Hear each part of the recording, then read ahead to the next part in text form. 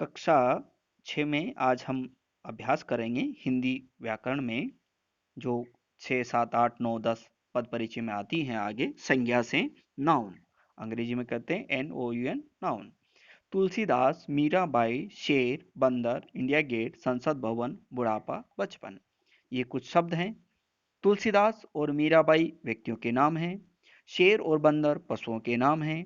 India gate, संसद भवन स्थान तथा भवन के नाम हैं। बुढ़ापा और बचपन अवस्था और भाव के नाम हैं।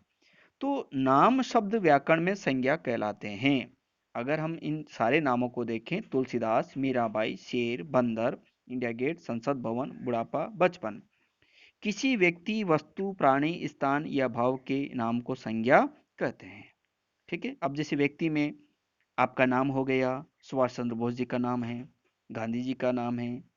स्थान का दिल्ली, उत्तराखंड, राजस्थान, जापान।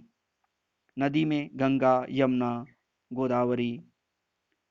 पर्वत में हिमालय, अरावली। पुस्तक में गीता, रामायण, गीत गोविंद। त्योहार में दीपावली, ईद, क्रिसमस, दशहरा। महीने में जनवरी। दिशा में पूर्व पश्चिम। वस्तु में पुस्तक। धातु में सोना चांदी। द्रव्य में पानी, घी। पशु में घोड़ा, गाय। पक्षी में मोर, कबूतर, चिड़िया, मैना। गुण दोष में मित्रता, सौंदर्य, अच्छाई, शत्रुता। अवस्था में बुढ़ापा, बचपन, किशोर अवस्था। भाव में क्रोध, प्रसन्नता, उल्लास, दुख। क्रिया में व्यापार, चढ़ाई, लेख, सजावट। तो नाउन के 3 भेद होते हैं मुख्यतः: व्यक्तिवाचक संज्ञा, जातिवाचक संज्ञा और भाववाचक संज्ञा। ठीक है। अब इसमें व्यक्तिवाचक संज्ञा का एक उदाहरण दिया है। महात्मा गांधी चरखा काटते हैं, कुतुब मीनार ऊंची है, ताजमहल सुंदर है। तो जो शब्द किसी विशेष व्यक्ति, वस्तु, स्थान, प्राणी का बोध कराते हैं, वह व्यक्तिवाचक संज्ञा कहलाते। तो इसमें कौन कौन है? जैसे अजय, लखनऊ, गंगा, हिमालय, कामायनी, पूर्व दिशा, दीपावली, ये सब हैं व्यक्तिवाचक संज्ञा। अब जातिवाचक में है, पेड़ पर बंदर झूल रहा है, टोकरे में सब्जियां हैं, लड़कियां रस्सी कूद रही हैं। तो यहाँ बंदर, लड़कियां, सब्जियां छात्र अपनी जाति के स्वरूप में बोध कराते हैं। जो शब्द अपनी संपूर्ण जाति का बोध कराते हैं उन्हें जातिवाचक संज्ञा कहते हैं। यानी लड़कियां, सब्जियां, छात्र, ये एक के लिए नहीं है, अपने पूरे समुदाय के लिए है। जैसे किसान, मजदूर, लेखक, मोर, गाय, हाथी, पर्वत, पुस्तक, शहर, सैनिक, विद्यालय।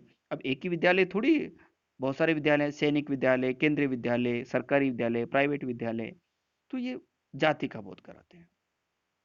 इसीलिए अंग्रेजी में इसको 2 भेदों में बांटा है, समुदायवाचक संज्ञा और द्रव्यवाचक संज्ञा। समुदाय में जो शब्द किसी समूह, झुंड का बोध कराते हैं, जैसे कक्षा, सभा, भीड़, सेना, मंडल, संघ, ये सब समूह हैं। सैनिक एक जातिवाचक संज्ञा है। वैसे ही द्रव्यवाचक, जो शब्द किसी द्रव्य, पदार्थ, धातु का बोध कराते हैं उन्हें द्रव्यवाचक संज्ञा हिंदी व्याकरण में कहते हैं। तो जैसे सोना, चांदी, पीतल, मिट्टी, दूध, पानी, घी आदि। अब है भाववाचक। दादी जी मधुर की सेवा से प्रसन्न हैं। मधुर दादी जी की क्या करता है? जो रेड कलर में दिया है, सेवा। बगीचे में चारों ओर हरियाली है। दिन भर की उड़ान के लिए चिड़िया शाम को घोंसले में लौट आई। तो यहाँ सेवा, हरियाली आदि जो शब्द हैं, ये उनके गुण, दोष, भाव, दशा, व्यापार, मन के भाव आदि हैं। यानी जो शब्द किसी वस्तु, व्यक्ति के गुण, दोष, भाव, दशा, व्यापार, मन के भाव को बोध कराएं उसे भाववाचक संज्ञा कहते हैं। मित्रता, मानवता, अहिंसा, बुढ़ापा, दोस्ती, मिठास, गर्मी, सर्दी, सुख, दुख, बचपन।